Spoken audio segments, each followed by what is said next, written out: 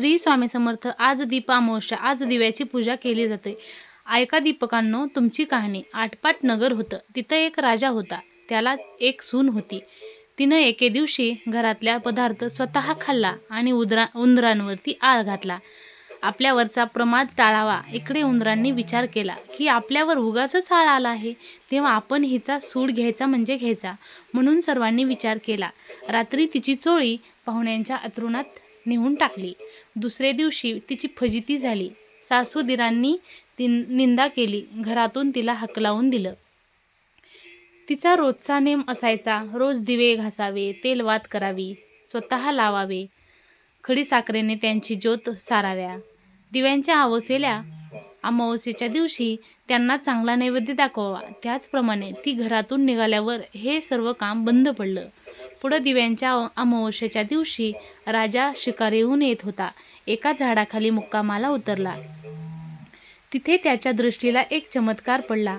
आपले सर्व गावातले दिवे अदृश्य रूप धारण करून झाडाखाली येऊन बसले आहेत. तो म्हणाला, असं का बरं? एकमेकांशी गोष्टी करीत आहेत. कोणाच्या घरी जेवायला काय केलं होतं, कशी कशी पूजा मिळाली वगैरे चौकशी चालली होती.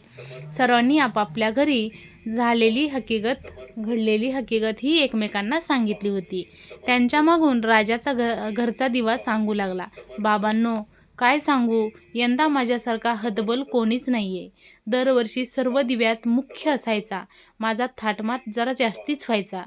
त्याला यंदा अशा विपंतीत दिवस काढावे लागत आहेत.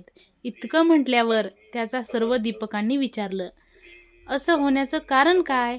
मग तो सांगू लागला, बाबांनो काय सांगू, मी ह्या गावच्या राजाचा घरचा दिवा आहे. त्याची सून होती. तिनं एके दिवशी घरातला पदार्थ स्वतः खाल्ला आणि उंदरांवरती आळ घातला. आपल्यावरचा प्रमाद टाळावा यासाठी तिने उंदरावरती आळ घातला. इकडे उंदरांनी विचार केला, हा आपल्यावरचा आळ उगाचच हिने आपल्यावर घातला आहे, तेव्हा आपण हिचा सूड घ्यायचा. म्हणून सर्वांनी विचार केला. रात्री तिची चोळी पाहुण्याच्या अंथरुणात नेऊन टाकली. दुसऱ्या दिवशी तिची फजिती झाली. सासूदिरांनी निंदा केली आणि घरातून तिला हकलावून दिलं. म्हणून मला हे दिवस आले आहेत. ती दरवर्षी माझी मनोभावे पूजा करत असे. जिथं असेल तिथं खुशाल असो असं म्हणून तिला आशीर्वाद दिला. हा सर्व घडलेला प्रकार राजांनी श्रवण केला. आपल्या सुनेचा अपराध काहीच नाही अशी त्याची परिपूर्ण खात्री झाली आणि तो घरी आला. घरी आल्याच्या नंतर कोणी प्रत्यक्ष पाहिलं आहे का म्हणून चौकशी केली. तिला मेना पाठवून आणलं.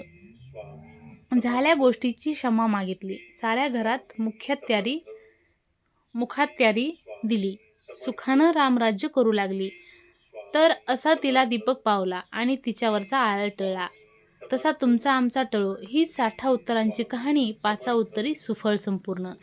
आणि हा माहितीपूर्ण व्हिडिओ तुम्हाला कसा वाटला तो नक्की कमेंट करून सांगायला विसरू नका. आणि हो, आमच्या चॅनलला प्रोत्साहन करा. श्री स्वामी समर्थ.